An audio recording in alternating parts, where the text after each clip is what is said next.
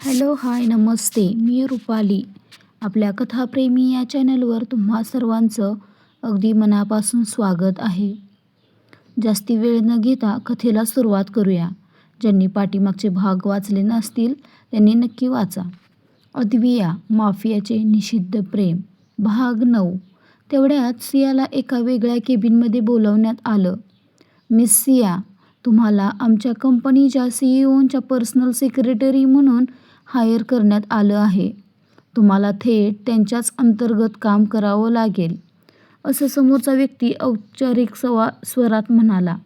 हे ऐकताच सियाच्या चेहऱ्यावरची आनंदाची झलक जणू क्षणात नाहीशी झाली.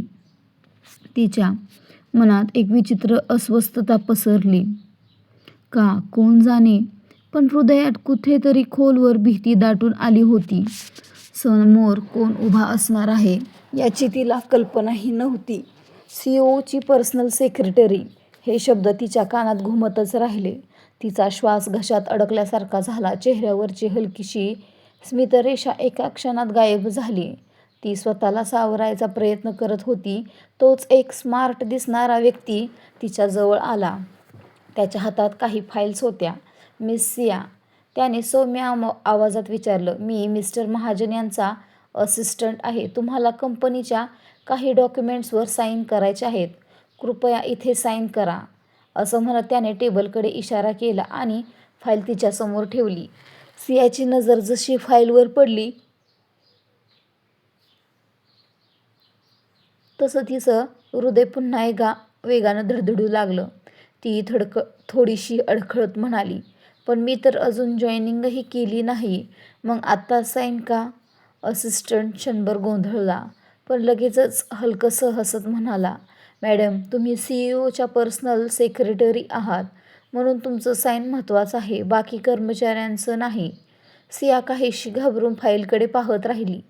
मला हे सगळं आधी नीट वाचायला हवं ना, तिनं संकोचात विचारलं. असिस्टंटनं नम्रपणे उत्तर दिलं, नक्कीच, पण हा फक्त एक बेसिक एम्प्लॉयमेंट कॉन्ट्रॅक्ट आहे. बॉस खूप बिझी असतात आणि त्यांना आपली टीम वेळेवर हवी होती. तुम्हाला हवं असेल तर नंतर एक कॉपी घेऊ शकता वाचण्यासाठी. सियाने क्षणभर विचार केला. घरची परिस्थिती, काकींचे टोमणे, घराबाहेर काढण्याच्या धमक्या, सगळं एकाच वेळी तिच्या डोळ्यासमोर तरळून गेलं. जास्त वेळ न घालवता तिने पेन उचललं आणि कागदांवर सही केली. असिस्टंटने फाईल उचलत स्मित हास्य केलं. Thank you. आता तुम्ही 28व्या मजल्यावर जा.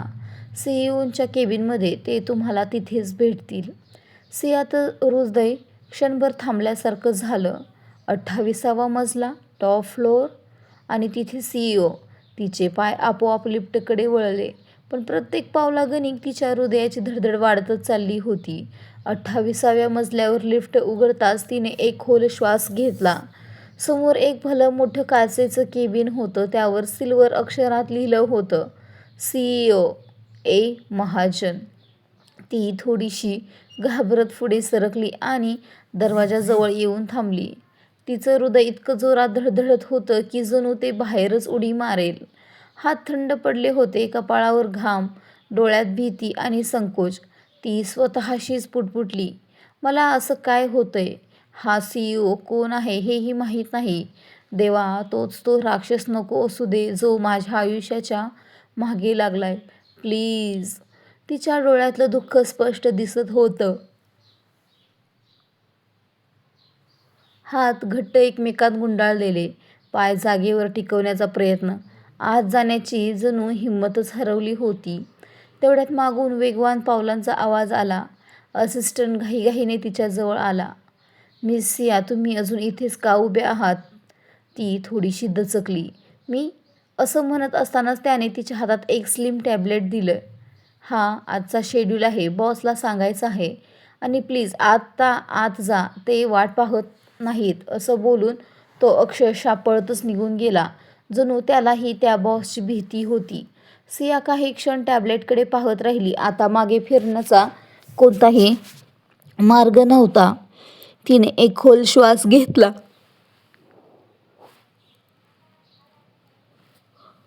मूठ आवळली आणि दरवाजाकडे हात वाढवला.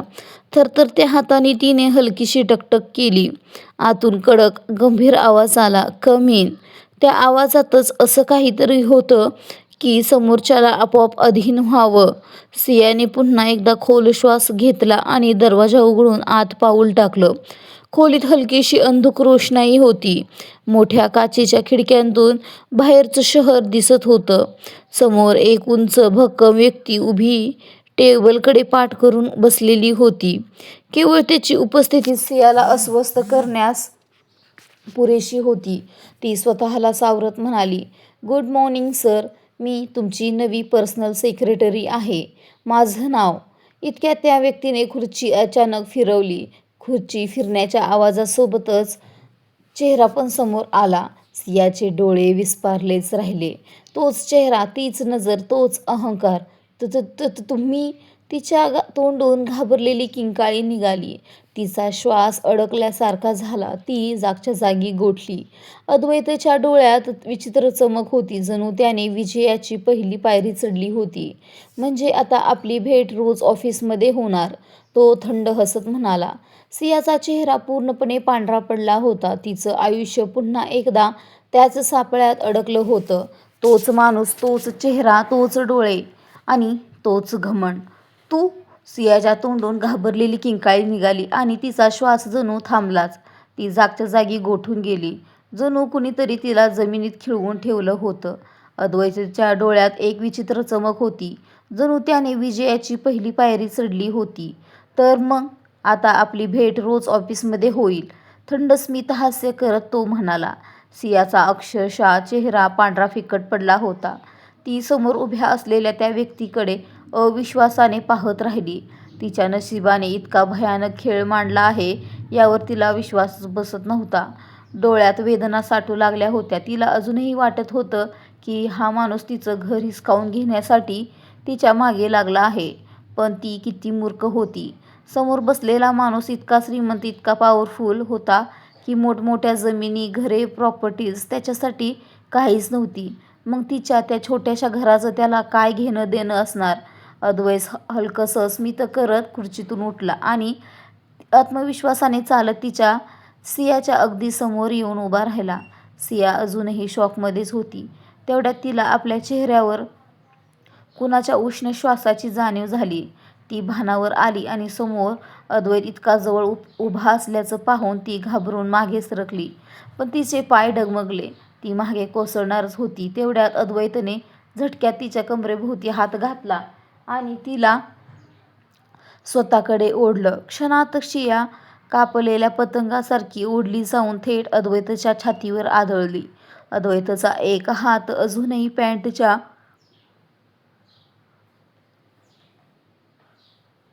खिशात होता, तर दुसऱ्या हाताने त्याने तिची कंबर घट्ट पकडली होती.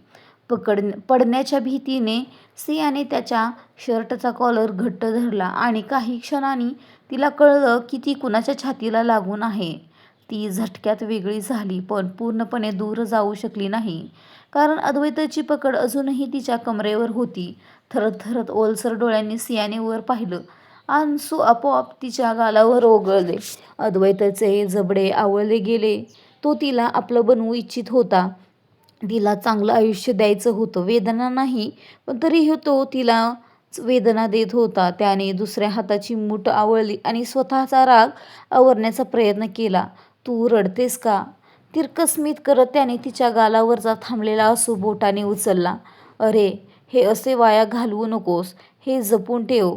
पुढे अजून खूप काही होणार आहे, तेव्हा यांची गरज पडेल. आत्ता नको." "आणि तुला असं वाटत असेल की हे मगरमच्छ आसू ढाळून तू मला थांबवू शकशील, तर तू फार मोठी चूक करतेस. चल, पटकन हे आसू पुस आणि स्माईल कर." सियाच्या डोळ्यातून ते अश्रू थांबत नव्हते, पण अद्वैतला ते नाटक वाटत होतं. तो चिडून चेहरा फिरवतो. सिया स्वतःचे अश्रू पुसू लागते, पण जितके पुसते तितकेच ते अधिक वाहू लागतात. अद्वैत मूठ आवळून तिलाच पाहत राहिला. आता त्याचा संयम सुटत चालला होता. अखेर त्याने जोरात मूठ भिंतीवर आपटली. सियाच्या डोक्याच्या अगदी वर. सिया भीतीने थरथर कापू लागली होती. आता जर मला तुझ्या डोळ्यात एकही अश्रू दिसला तर तुला या बिल्डिंगच्या टॉप फ्लोअरवरून खाली ढकलून देईन, समजलं का? सिया एकदम शांत उभी राहिली. पण पण आतून ती अक्षरशः हादरली होती. तिच्या तोंडातून शब्दही फुटत नव्हते. अद्वैत तिच्या जवळ झुकला. त्याने 2 बोटांनी तिची हनवटी पकडली आणि जबरदस्तीने वर उचलली. तिला आपल्या डोळ्यात पाहायला भाग पाडलं. लाल झालेल्या, रडलेल्या डोळ्यांनी सियाने त्याच्या गडद नजरेत पाहिलं. अद्वैत तीव्र दबदबा आणणाऱ्या आवाजात म्हणाला, तुला काय वाटलं होतं तू माझ्यापासून सुटू शकशील? कधीच नाही. तू माझ्यापासून कधीच दूर जाऊ शकत नाहीस, समजलं? आणि आता त्या छोट्या मेंदूचा वापर बंद कर, नाहीतर मी तोच उडवून देईन. सिया पुन्हा थरथरली. पण नाही म्हणायची हिंमत तिच्यात उरली नव्हती. तिने पटकन मान हलवून हो म्हणाली. अद्वैताच्या ओठांवर हलकंसं घातक हास्य उमटलं. त्याने तिच्या चेहऱ्याचा प्रत्येक कोपरा न्याहाळला, जो खरंच कमालीचा सुंदर होता. मनात तो पुटपुटला, तू किती सुंदर आहेस आणि हाच तुझा इनोसन्स मला तुझं वेड लावतोय. काहीही झालं तरी आता तू माझ्यापासून कधीच दूर जाणार नाहीस आणि मी ते कधीच होऊ देणार नाही. त्याची नजर तिच्या थरथरत्या गुलाबी ओठांवर स्थिरावली. तसा त्याचा घसा कोरडा पडला. क्षणभर त्याला वाटलं की आत्ता थांबलो तर ही तहानच मला संपवेल. आणि तो विचार मनात येताच अद्वैत कोणताही विचार न करता झपाट्याने खाली झुकला. अद्वैत तिच्या ओठांना किस करत होता, त्यामुळे सिया शुद्धीवर आली आणि त्याच्या छातीवर हात ठेवून त्याला स्वतःपासून दूर ढकलू लागली. पण अद्वैतने अचानक तिचे दोन्ही हात एका हाताने तिच्या डोक्यावर धरले आणि लॉक केले आणि दुसऱ्या हाताने तिची कंबर धरली आणि तो तिला घट्ट चिटकून तिचे चुंबन घेत होता. सियाच्या डोळ्यातून अश्रू वाहू लागले, पण अद्वैतला तिच्या अश्रूंची काहीच पर्वा नव्हती. तो फक्त तिला किस करत होता. पण जेव्हा त्याला त्याच्या तोंडात रक्त जाणवले तेव्हा त्याने अचानक तिचे ओठ सोडले आणि तो हलू शकला नाही. सियाचे ओठ कापले गेले होते. रक्त येत होतं. सियाचे डोळेही अश्रूंनी भरले होते. अद्वैतने तिचे ओठ सोडताच ती खोल श्वास घेऊ लागली. पण अद्वैतची नजर अजूनही तिच्या ओठांवर स्थिर होती. काही सेकंदांनंतर सिया सामान्य झाल्यावर अद्वैत डोळे मिचकावत तिच्या ओठांमधून वाहणाऱ्या रक्ताला स्वतःच्या ओठांशी जोडू लागला. आज तो तिचे ओठ चावत नव्हता. उलट तो हळुवारपणे आता तो तिचे ओठ लिक करत होता आणि सग करत होता. बराच वेळ तो तिच्या ओठांवर किस करत राहिला. जेव्हा तो पूर्णपणे समाधानी झाला तेव्हा त्याने सियाला सोडले. आता सियाच्या ओठांमधून रक्त येणे थांबले होते, पण तिचा संपूर्ण चेहरा लाल झाला होता आणि अश्रूंनी भरला होता. अद्वैत म्हणाला, तू आता जाऊ शकतेस आणि माझ्या भोवती आसपास राहायला विसरू नकोस. आणि आतापासून तुला माझ्यासाठी सर्व काही सांभाळावे लागेल. सिया रागाने अद्वैतकडे पाहत होती, पण अद्वैत तिच्या नजरेने घाबरलेला अजिबातच दिसत नव्हता. यावेळी त्याने सियाच्या डोळ्यात पाहिले आणि म्हणाला, जा आणि लगेच मला कॉफी घेऊन ये. सिया काहीही बोलली नाही आणि पटकन निघून गेली. ती अद्वैतवर रागावली होती आणि तिला त्याच्याशी झालेल्या या वागणुकीमुळे रडावंसं वाटलं. सिया गेल्यानंतर अद्वैतने डेव्हिल स्माईल दिली आणि त्याच्या केसांमधून हात फिरवत म्हणाला, माय बेबी, तू खूपच गोंडस आहेस. तुला हे देखील माहीत नाही की तू ज्या व्यक्तीला टाळण्याचा प्रयत्न करत आहेस त्याच्याशी तू आधीच प्रेमात आहेस आणि तू इतकी प्रेमात आहेस की कोणीही तुला माझ्यापासून कधीही वेगळे करू शकत नाही. आणि तुझा राग लवकरच कमी होईल आणि मग तुला माझ्याजवळ राहायला आवडेल. त्याने त्याचे संभाषण संपवले आणि रोहनला त्याच्या फोनवरून फोन केला. कॉल कनेक्ट होताच अद्वैतचा कडक आवाज त्याच्या कानावर पडला, आत्ताच माझ्या केबिनमध्ये ये. इतक्यात त्याने कॉल डिस्कनेक्ट केला. पण तिला कुठे जायचे आहे हे माहीत नव्हते. ती त्या माणसाच्या केबिनमधून बाहेर तर आली आणि इकडे तिकडे पाहत असतानाच असिस्टंट तिथे धावत आला आणि सियाला बाहेर असे पाहून त्याने तिला विचारले की तू इथे काय करत आहेस? सियाला अजून फारसे काही माहीत नव्हते, पण तिने रोहनला पाहिले होते. ती म्हणाली की सरांनी मला कॉफी आणायला सांगितली आहे. मला समजत नाहीये की मला नक्की कुठे जायचं आहे. असिस्टंटने एक दीर्घ श्वास घेतला आणि स्पष्टपणे सांगितले की तू इथून कॅफेटेरियात जाऊ शकतेस. मग तिने मान हलवली आणि धन्यवाद म्हटले आणि असिस्टंटने जिथे जायला सांगितले त्या दिशेने गेली. मग असिस्टंटने एक दीर्घ श्वास घेतला आणि स्वतःला म्हटले की बॉस अचानक कॉफी का पिऊ लागले? ते नेहमीच मला कॉफी आणायला सांगतात, मग त्यांनी आज मला का विचारले नाही? आणि तो असा विचार करत असतानाच त्याला आठवले की अद्वैतने त्याला फोन केला होता. तो धावू लागला आणि त्याच्या केबिन बाहेर येऊन थांबला. Continue reading. कशी वाटते कथा मला कमेंटमध्ये सांगा. संडेला कोणता भाग अपलोड करू ते सांगा. संडेचा भाग हा रोजच्या भागापेक्षा म्हणजे बऱ्यापैकी 40+ मिनिटाचा होणार आहे, कारण संडेला मी आत्ताच रेडी करून ठेवणार आहे. मुलांची सुट्टी असते ना शाळेची, त्याच्यामुळे मला आवाज द्यायला होत नाही. तर मला कमेंटमध्ये सांगा की संडेला तुम्हाला कोणता भाग वाचायला आवडेल. तर चला पटापट तुमच्या कमेंट सांगा.